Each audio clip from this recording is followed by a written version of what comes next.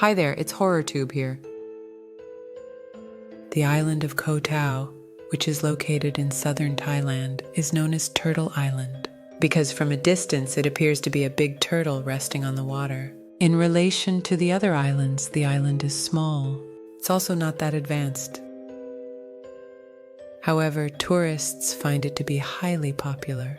Every year, the island welcomes around 500,000 visitors from overseas. This is because you may go scuba diving and snorkeling in its exceptionally pure and clear seas. Beautiful beaches also line the island's perimeter. In addition, because the island is built like a rolling mountain, trekking is a popular way to see the entire island from above. Some people, meanwhile, have an alternative perspective on this serene and lovely island. Its namesake, the Island of Death, or even the Island of Murder, highlight how dangerous the place is. It was 2014 New Year's Day. On Koh Tao Island, off the coast of Hillside Resort, a body has been discovered. Pearson is the victim. Nick, an Englishman of 25, was on vacation with his family on the Thai island of Koh Tao. He had really gone to Thailand 6 times before, so he was a frequent traveler. So what in the world happened to him? December 31st, 2013, the day before the start of the new year. After eating dinner with his family, Nick and his parents ended up getting drinks at a bar. They then all head to watch the New Year's countdown.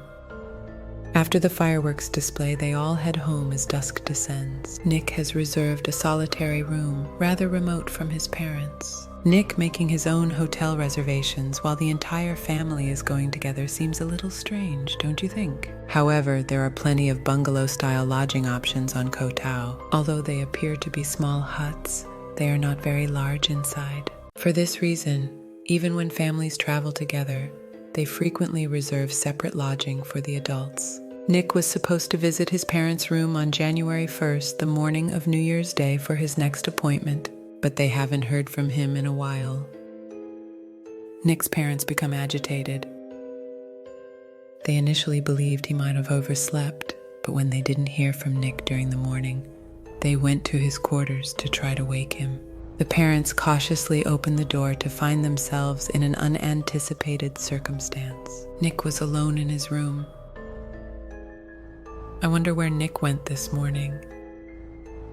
Or did he never come in last night in the first place? They went directly to the police for assistance since they had no idea where their son was, and his phone had been switched off. Scuba divers discover Nick's body later that afternoon off the shore of Koh Tao.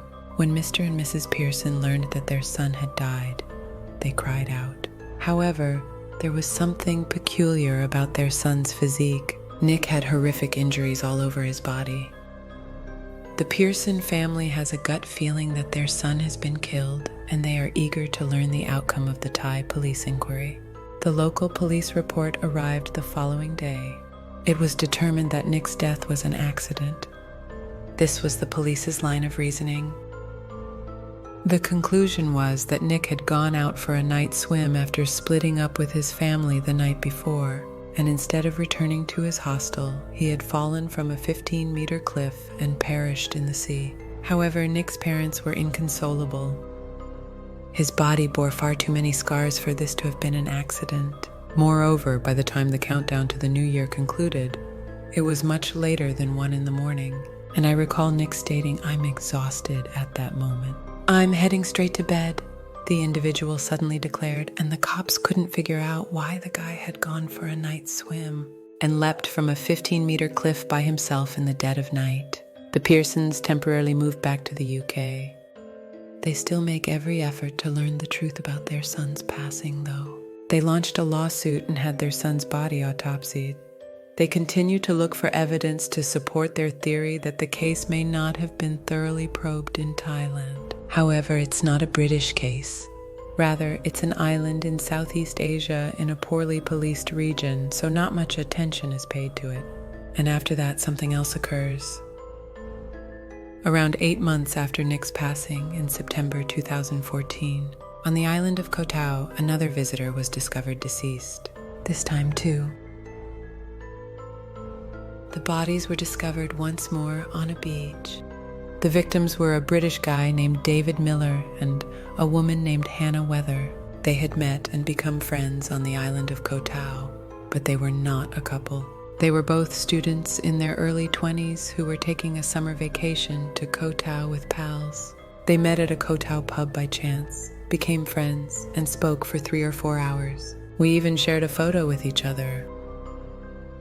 They even stayed at the same resort. They were both in their 20s, British citizens. Thus, they were able to establish a rather rapid rapport. It was reported that Hannah and David, the victims, immediately became quite attracted to one another.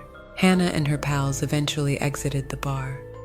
David followed her group and left his pals behind since he didn't want to be apart from her, and so the drinking went on. Then 2 in the morning arrives. As the evening draws to a close, Hannah and David inform their companions that they will be returning to the hostel, leaving them by alone. They are seen strolling hand in hand on neighborhood surveillance. They are discovered dead the following morning.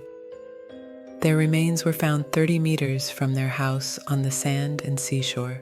Their bodies were covered in wounds, just like in Nick's earlier accident. Hannah also had cuts on her head and face from a hard beating, and David's cuts were predominantly on his back and face. Hannah's clothes were also just halfway down.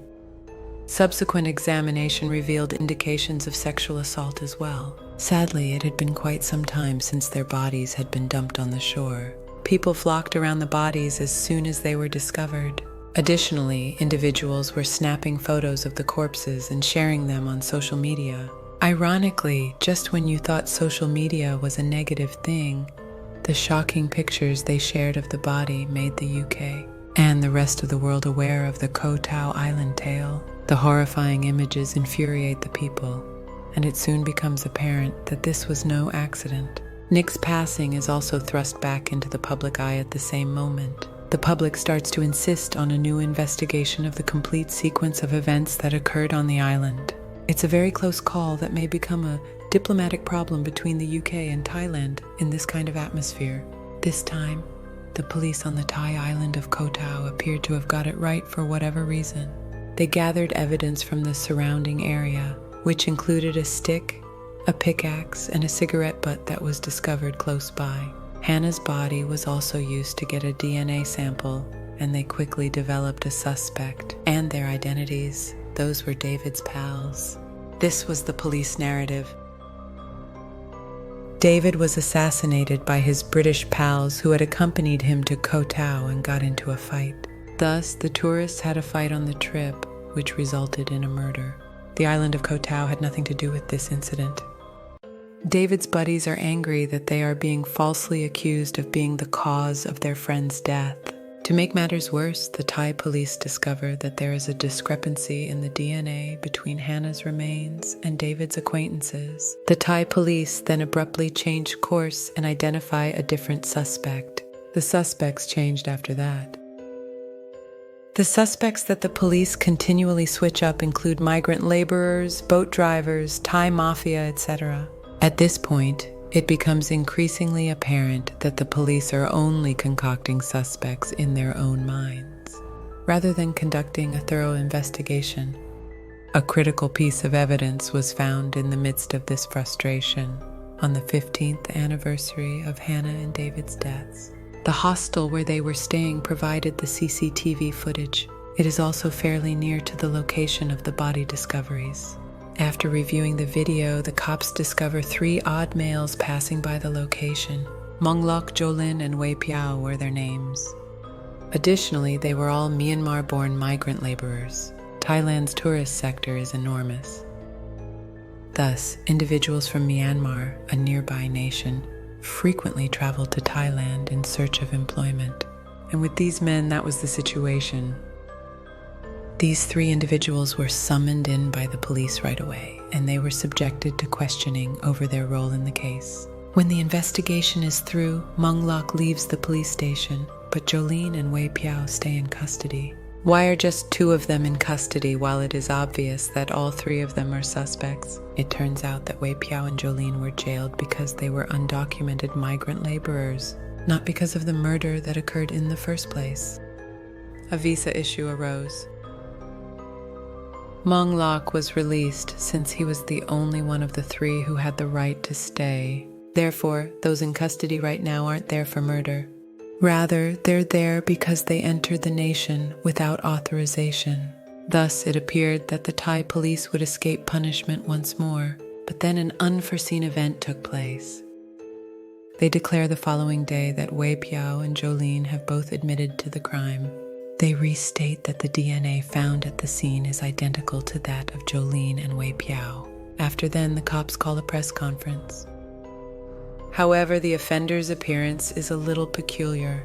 It's challenging to identify them because they're wearing motorbike helmets. The criminals were wearing helmets, the police claimed, in case civilians attacked them. I still feel a little uneasy though.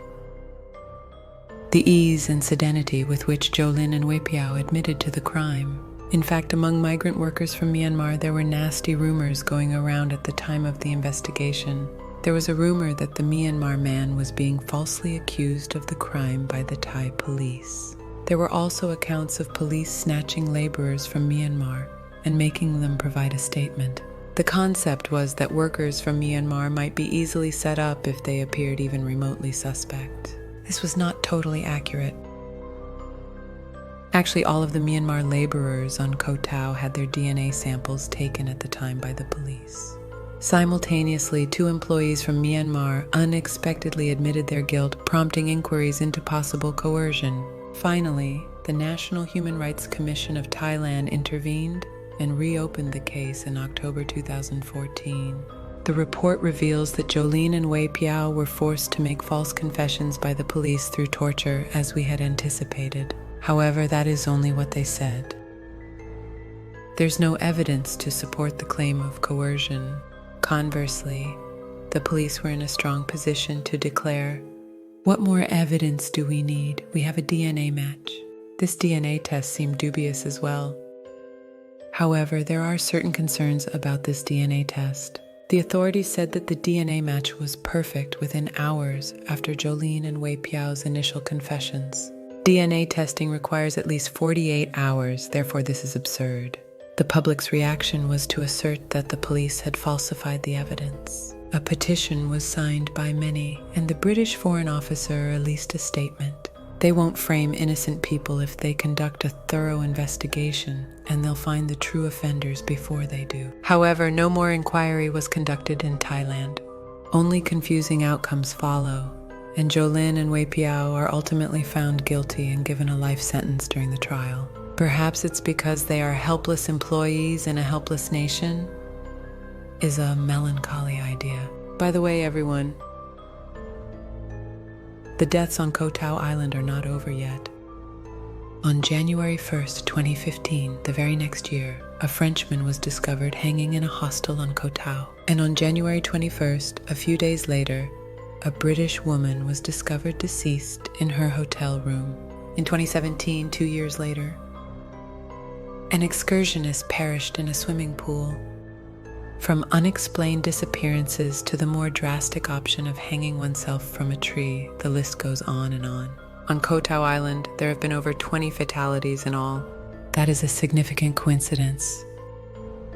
There was a conspiracy idea at this moment claiming that a criminal organization of some kind was involved. Some others accused the police of failing to stop criminality. Thailand's most visited tourist destination is Koh Tao, an island that is now known as the Island of Death.